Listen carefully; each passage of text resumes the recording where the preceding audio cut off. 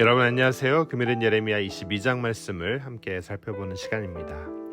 예레미야는 요시야 왕이 통치한 지 13년째 되는 해 하나님으로부터 소명을 받았습니다. 그는 유다의 멸망을 직접 체험한 예언자였어요.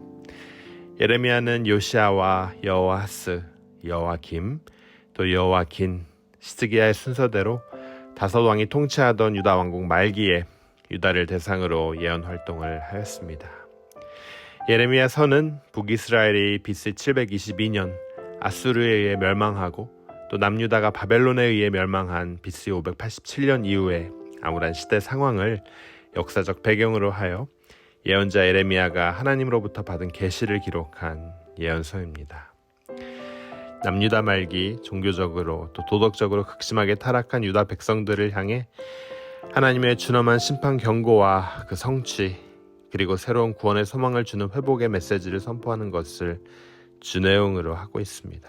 또한 이를 통해 여호와께서 불순종하는 자는 그 누구를 막론하고 멸망의 심판을 면치 못한다는 사실과 여호와 하나님께서 이 세상 역사를 주관하시는 절대 유일의 하나님이시요 인생의 참된 구원자가 되심은 물론 한번 택한 자에 대해서는 반드시 구원하신다는 구속사적 진리를 당시 유다 백성들뿐만 아니라 지금 우리에게까지 말씀하고 계십니다. 오늘 본문 또한 어제 말씀을 이어서 동일한 이야기를 하고 있습니다. 먼저 1절과 2절 말씀 함께 읽어보도록 하겠습니다. 여호와께서 이와 같이 말씀하시되 유다 왕의 집으로 내려가서 거기에서 이 말을 선언하여 이르기를 다윗의 왕위에 앉은 유다 왕이여 너와 내 신하와 이 문들로 들어오는 내 백성은 여호와의 말씀을 들을지니라. 여호와의 말씀이 성전에 있는 예레미야에게 임했습니다. 예레미야에게 하나님은 유다 왕의 집으로 내려가 하나님의 말씀을 선포하라고 말씀합니다. 그런데 유다 말기의 왕들을 향해 다윗의 왕위에 앉은 유다 왕이라고 하나님께서는 부르고 계십니다. 여러분 그 이유가 무엇일까요? 여호와 하나님께서는 아직까지 다윗 언약, 즉 사무엘하 7장 16절에서 약속하신 내 집과 내 나라가 내 앞에서 영원히 보존되고 내 왕위가 영원히 견고하리라 라고 약속하신 것을 기억하시고 이들을 아직까지 다윗의 후손으로 인정하고 계심을 알 수 있습니다. 이들은 지금 어떠한 왕들입니까? 불순종하고 우상을 숭배하는 그런 왕들이었어요. 그럼에도 불구하고 지금 그들로 하여금 다윗의 신앙을 본받기를 바라는 애절한 마음으로 하나님께서는 이들을 이렇게 부르고 계시는 거예요. 여러분 이것이 우리 하나님의 본심입니다.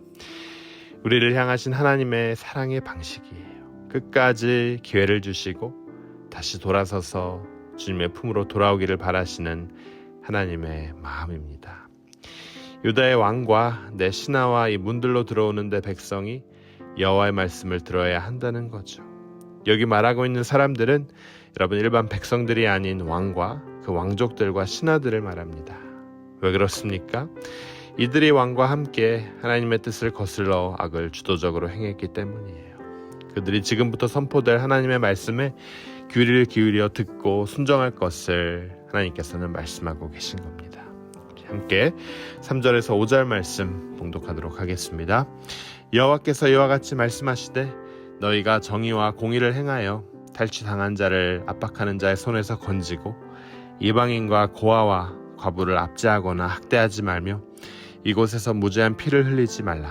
너희가 참으로 이 말을 준행하면 다윗의 왕위에 앉을 왕들과 신하들과 백성이 병거와 말을 타고 이 집 문으로 들어오게 되리라.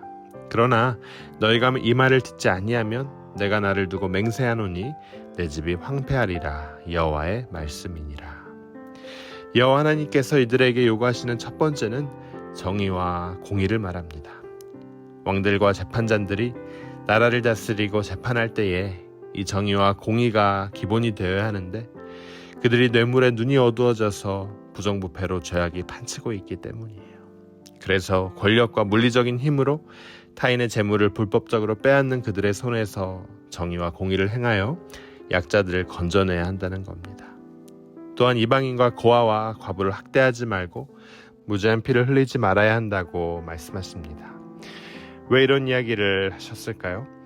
지금 이들이 특별한 관심이 필요한 대표적 약자인 이방인과 고아와 과부를 소외시키고 탈취와 학대를 당하고 있고 또 무죄한 자의 피 흘림이 난무했기 때문입니다. 이것이 축복과 심판의 기준이 되었습니다. 여호와 하나님의 말씀에 순종하면 축복을 받고 불순종하면 심판의 대상이 된다는 거죠. 아직까지도 유다 왕가에 대한 회개의 기회와 회복의 가능성을 하나님께서는 열어두고 계신 거죠.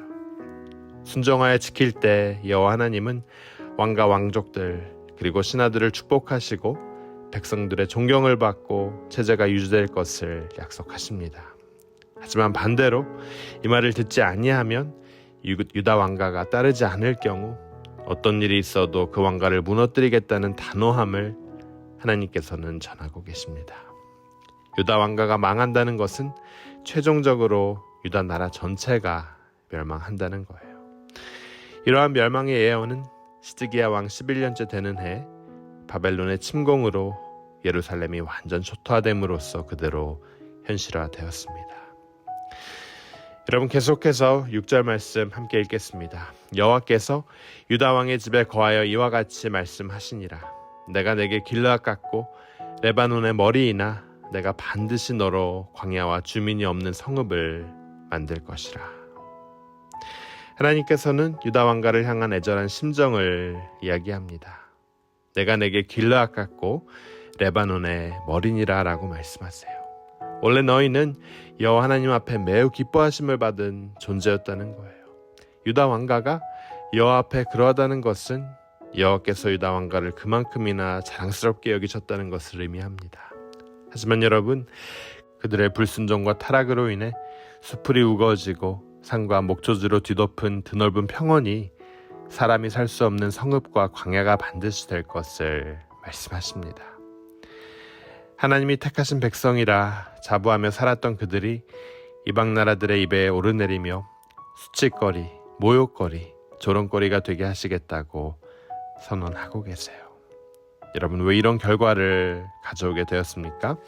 9절 말씀 함께 읽도록 하겠습니다. 그들이 대답하기는 이는 그들이 자기 하나님 여호와의 언약을 버리고 다른 신들에게 절하고 그를 섬긴 까닭이라 하셨다 할지니라. 유다 왕가와 백성들이 자기 하나님 여호와의 언약을 버렸기 때문입니다. 하나님만 섬기고 헛된 우상을 섬기지 않아야 된다는 것을 여러분, 이스라엘 백성들이 정말 몰랐겠습니까? 그들은 이 사실을 너무나 당연하게 여기다 보니 한 번쯤이야 하는 아니란 생각이 들었을 겁니다. 그러다 보니 당연히 지키고 살아야 할 본분은 어느 순간부터 우습게 여겨졌고 다른 신들에게 절하고 그들을 섬기는 악행을 저지르게 된 겁니다. 더 악한 것은 수많은 기회가 주어졌지만 그때뿐이었다는 거죠. 하나님의 경고, 하나님의 심판마저도 깨달지 못하고 돌이킬 수 없는 길을 가고야 말았습니다. 여러분, 주기도문을 보면요, 오늘 우리에게 이러한 양식을 주시고라는 문구가 있습니다. 여러분, 이 기도가 얼마나 중요한지 모릅니다. 하나님께서 우리에게 매일매일 이러한 양식을 주지 않으시면 우리는 어떻게 되겠습니까? 우리는 매일 먹는 밥, 빵, 그 정도로 여기고 감사하지 못할 때가 참 많습니다. 이스라엘 백성들이 하나님을 기억하지 못하고 하나님과 맺은 언약을 너무나 당연한 것으로 여긴 나머지 기억하지 못하고 잊어버리고 또 잊어버리다 못해 버려버렸던 그 모습이 오늘 우리의 모습은 아닌지 그의 말씀을 통해 우리의 모습을 볼 수 있는 은혜가 있길 여러분 주님의 이름으로 축원합니다. 우리 함께 기도하도록 하겠습니다. 주님, 수많은 회개의 기회가 있었음에도 불구하고 죄악에서 돌이키지 않고 결국 심판을 당한 이스라엘의 모습을 봅니다.